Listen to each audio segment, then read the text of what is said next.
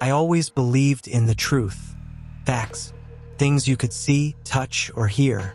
But that all changed the night I found myself driving down that desolate stretch of highway, the one that isn't on any map.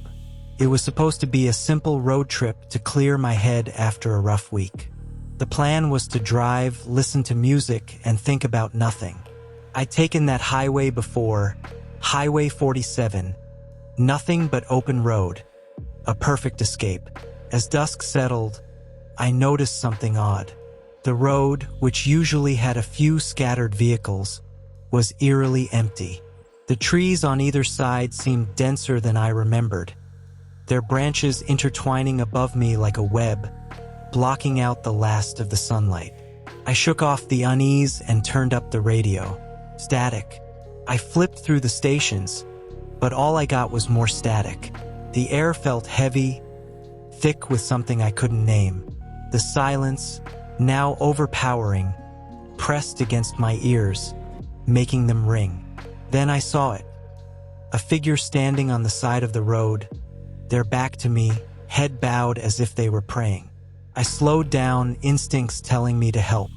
But as I got closer, something was wrong. Their clothes were tattered, hanging loosely from a gaunt frame.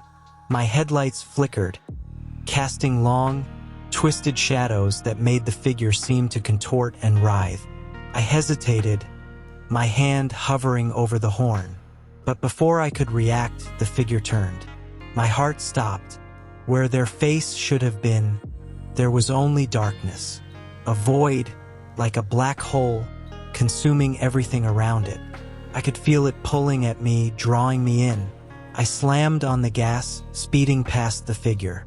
But as I looked in the rearview mirror, they were gone, vanished into the night. I drove faster, heart racing, desperate to reach the nearest town. But the road seemed endless. The trees, now twisted and gnarled, loomed over me, their branches scraping against the car like nails on a chalkboard. The temperature dropped, my breath fogging up the windshield. And then, out of nowhere, my car died. The engine sputtered and stopped, leaving me stranded in the middle of nowhere. The silence was deafening. I tried the ignition again. Nothing. My phone had no signal, and the darkness outside seemed to close in on me. That's when I heard it. A faint whisper, coming from the back seat. I froze, too scared to turn around. The whisper grew louder, more insistent, until it became a low, guttural voice. "Why did you leave me?" My blood ran cold. Slowly I turned, and there, in the back seat, was the figure. The same void where a face should be, but now it was closer, reaching out toward me. I screamed, scrambling to get out of the car. But the doors wouldn't open. The windows wouldn't roll down. I was trapped, and the figure was getting closer, the darkness spreading, engulfing everything. And then, just as I thought it would consume me, it stopped. The figure dissolved into the shadows. The car roared back to life, and the headlights flickered on. The road was clear, as if nothing had happened. Shaking, I drove straight to the nearest town. I burst into the gas station, desperate to tell someone, anyone, what I'd seen. But no one believed me. They laughed, shrugged it off, said I was tired or had a wild imagination. I spent the night in that small town, too shaken to drive any further. The motel was old, the kind where the carpet has long since given up any hope of being clean and the walls are paper thin. I barely slept, jolting awake at every creak and groan the building made. In the dark, I could still feel that void, like it was waiting just outside my door. The next morning, the daylight did little to ease my nerves. The memory of that faceless figure lingered, gnawing at the edges of my mind. I tried to rationalize it: stress, exhaustion, maybe even some kind of hallucination brought on by too little sleep. But deep down, I knew better. I tried talking to the locals again before leaving, hoping someone might know something. I mentioned the road, the figure, but their reactions were the same. Disinterest, disbelief, some even eyeing me with suspicion. A couple of them muttered about the dangers of driving too late at night, but none acknowledged anything remotely close to what I'd experienced. One old man, sitting on the porch of the gas station, watched me intently as I filled up my tank. His eyes followed my every move, and just as I was about to leave, he called out, "You saw something out there, didn't you?" I stopped, turning to him. "Yeah, I did, but no one believes me." He nodded slowly, as if this wasn't news to him. "They won't. Not until it's too late." "What do you mean?" I asked, walking over to him. He took a long drag from his cigarette, letting the smoke curl around his face. "That road, it's not on any map for a reason. There's stories, people who've seen things, heard things.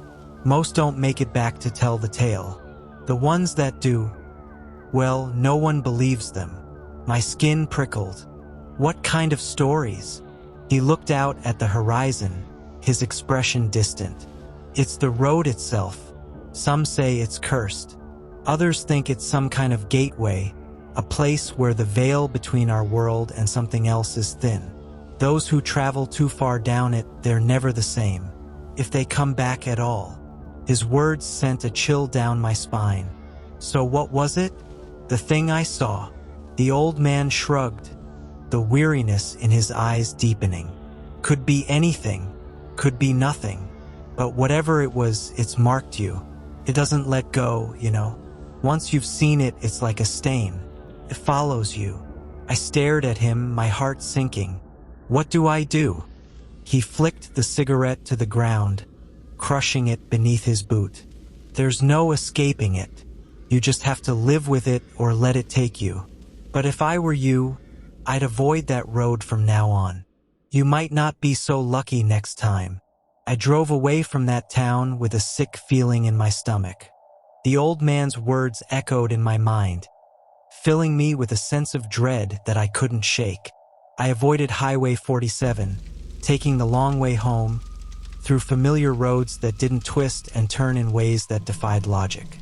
For a few weeks, life returned to a semblance of normalcy. Work, errands, the usual mundane routines.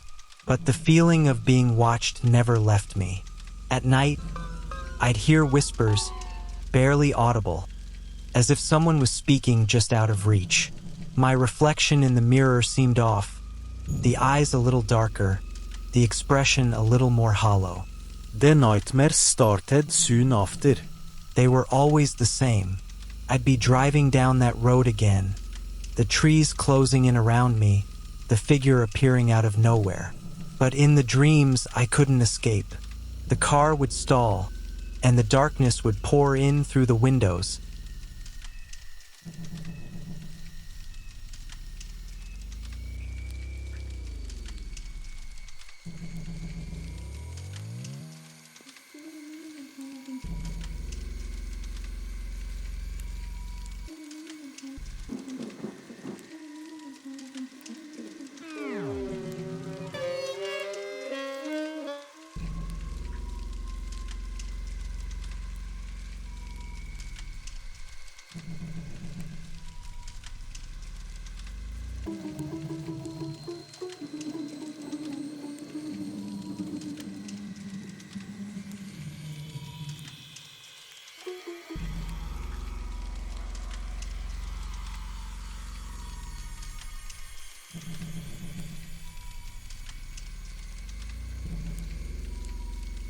One night, desperate for some kind of solution, I searched online for anything that could explain what was happening to me.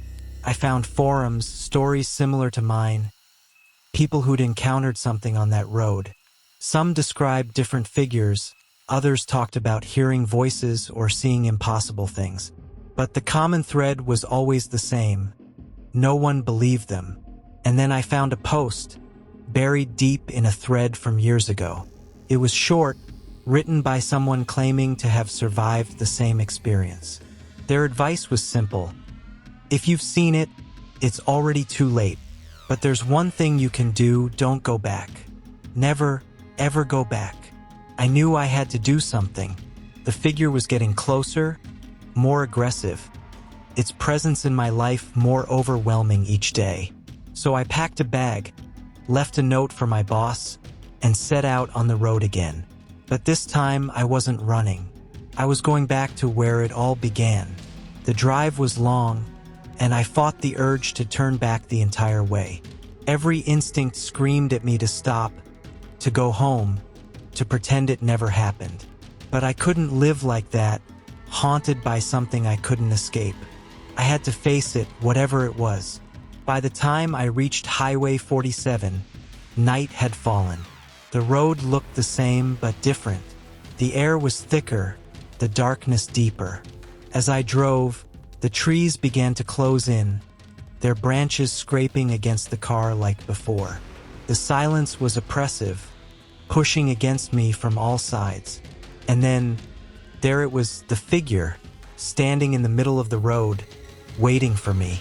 I slowed the car to a crawl, heart pounding in my chest. But this time, I didn't stop. I gripped the steering wheel and kept driving, straight toward it. As I approached, the figure didn't move. It just stood there, that void where its face should be drawing me in.